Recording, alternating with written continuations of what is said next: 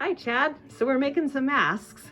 So I came over to Chad's house. Hi there. I was wearing my mask Hi the over whole there. time. Hello. We're 6 feet apart. So no germs were transferred during the filming process. Tell us about those materials. I've got some material that I want for our, let's just take a peek. Here's our finished pattern. I've got 2 pieces of, I don't know, designer material, whatever you want people to see, stuff that matches your shoes, whatever. I've got a 9x9 and I've got 2 pieces. We're going to need some inside material that go next to your face. This is called what? Muslin. Muslin, and they make baby stuff out of it. So breathable and it's nice and soft. It's great stuff.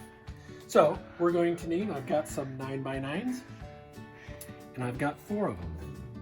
We're gonna need 4 of those. We've got our patterns, which we'll show you later how to make.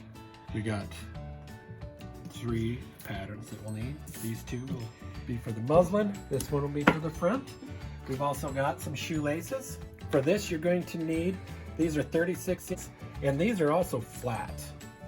These are flat shoelaces instead of round. We'll also need something for our nose, to wrap around our nose and make it stiff. This is a piece of, this is 12 gauge solid core wire. I just got it out. It was some electrician's 12-2 wire, and I stripped it open and got the pieces out. And this is going to be 5 inches long. Wrap whatever you want to pad it around. We've got our furnace filter that we've to insert it, and it pulls out so that we can wash our mask. Out by your eyes. Some of them we made that have the straps coming up, or the ties coming up. They all have straps going this way around your neck, but some of them come up, some come over, and that's kind of personal preference, right? Now let's look at the back side. So we've got some softer material to go against your face, and a little pocket with an overlap there to hold in your filter. That's that. And then of course we got a wire, that stiff wire in the nose piece.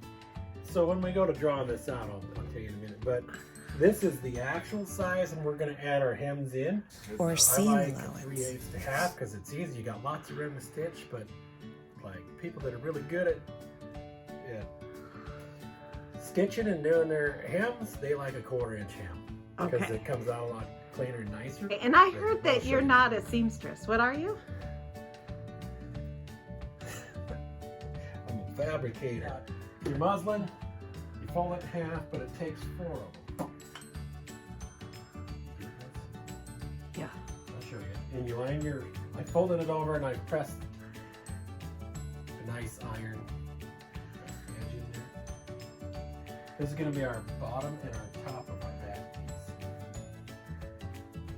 So to get our overlap, this is how we get our overlap in there. I'm not just going to go up to the seam on that one. So whatever I leave here is going to be a nice overlap, you know, because that used to be a piece and I just cut it off. So that's how we're going to get the overlap. So what other kind of things do you like to fabricate? Well, gun holsters, ladies' purses. Oh. And who's your favorite lady to make a purse for? Dr. Fife. So what we're going to do is we're just going to stitch this right here. We're going to fold the seams and stitch them again. Are we going to stitch all around? Nope, Okay. just that rounded edge. Okay. And what that's going to give you is on the big piece when you're done. And when you're done with the big piece, you're going to turn it inside out. And since it's rounded, since this is rounded and we stitched it, that's how we create our convex base shape. It kind of does it on its own. That's the nice. little piece, here it is, once it's unfolded. And as you can see, so I stitched the line, and then I cut back, and then I stitched both sides to hold my hem back. This side here is it's actually a finished edge, and it will be open to us putting our filter in, but it's going to be open. That's why it's pressed and folded over when we did that. Because it's a finished product. Small piece of our pattern made this bottom piece, and it's kind of pointy. And then our larger piece made that one. That's going to go against our face. In the end, it's going to be something like that against our face when we're open up and tuck our filter down in there. So we'll just set those aside for just a moment. And then we get on to our big pattern, our 9x9. Finish side together. Pin the pattern. I'm going to do a 1/2 inch, 1 centimeter, whatever. I'm going to do that. I'm going to cut around it. So do we still call it a sewing machine, or we call it a fabricating machine?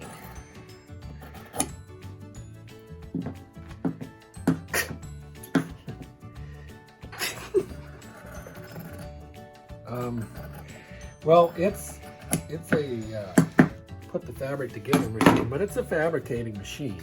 It's Makes more sense, really. so there's our pattern, and it's the same thing. We're not going to stitch around this. We're just going to stitch down that rounded side. And once we're done, we're going to flip it open. We'll have this. What are you? Fabricator, because I got beer on my ironing board. 1/2 inch in from the corner. This is the top side. And of course, we're going to fold these inside out. So the bottom, like 11 inches.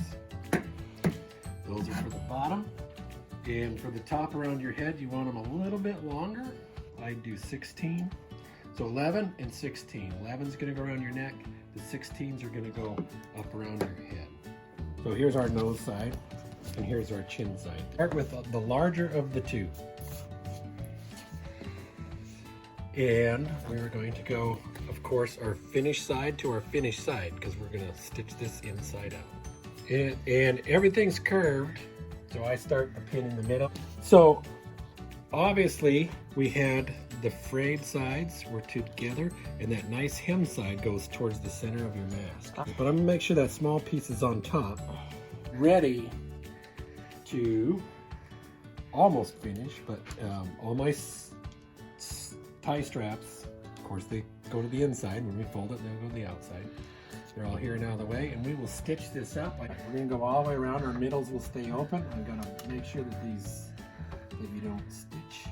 Sometimes you can feel where those shoelaces go, and if it's running down your stitch, by God, reach in there and move it. Otherwise, you'll stitch it sideways. We've got some curve here, so we've got to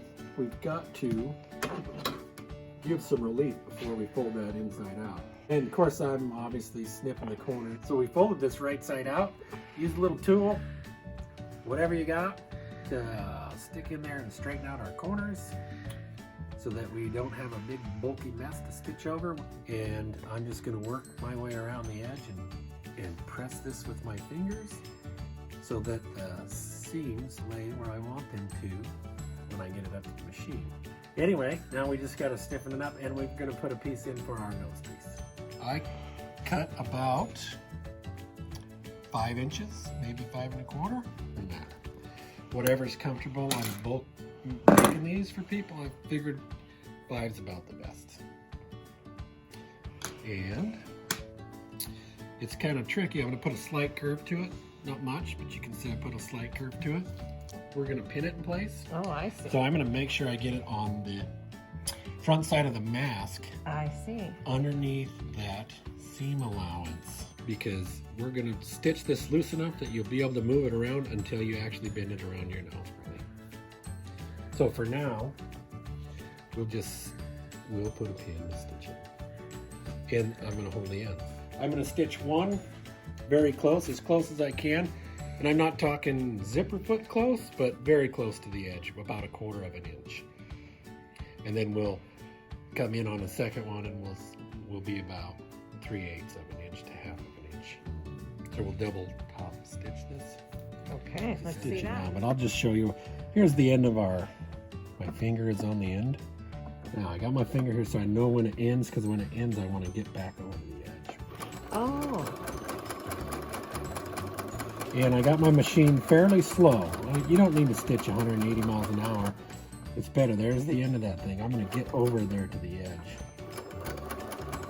Yeah, it makes a little whoop-de-doo. Now, this is going to set you up for your shape of your mask. So I don't know if you can see this overlapping and all this stuff. You know, we don't want our mask. Maybe you do, but you don't want it sloppy. So just take your time on this first go. The next go round, we can go way fast if you want to. But here, get it pretty. Right? All right, same thing. Just work it. About halfway. Sometimes you got a bigger bench, that'd be nice, but just work it. But on the edge. No worries.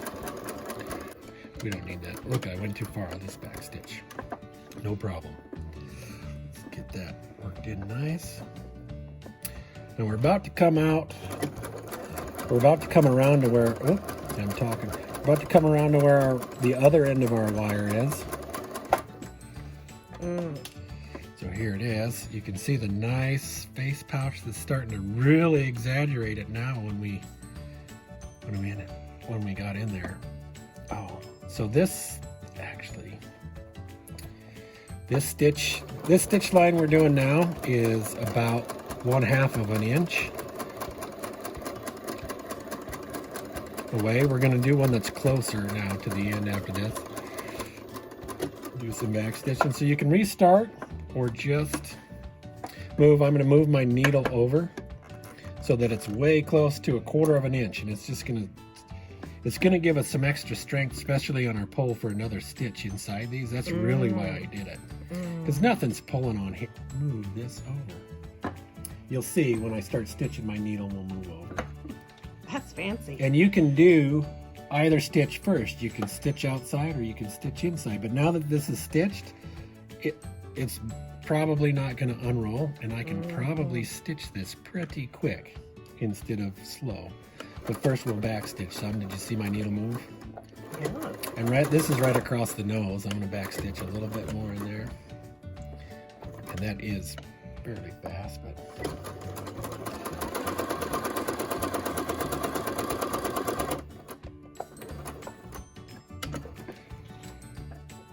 it's still oval. On those ones, I just kind of pre-shaped them with my thumb a little bit to hold the shape in. And then when somebody puts this on, I'm not going to put it on, but they can shape it to their nose. And the more shape you give to this, that wire, it can't even go anywhere. I see. And it still floats. If the ends are poking you on these things, you can just bend them away from your face. Oh.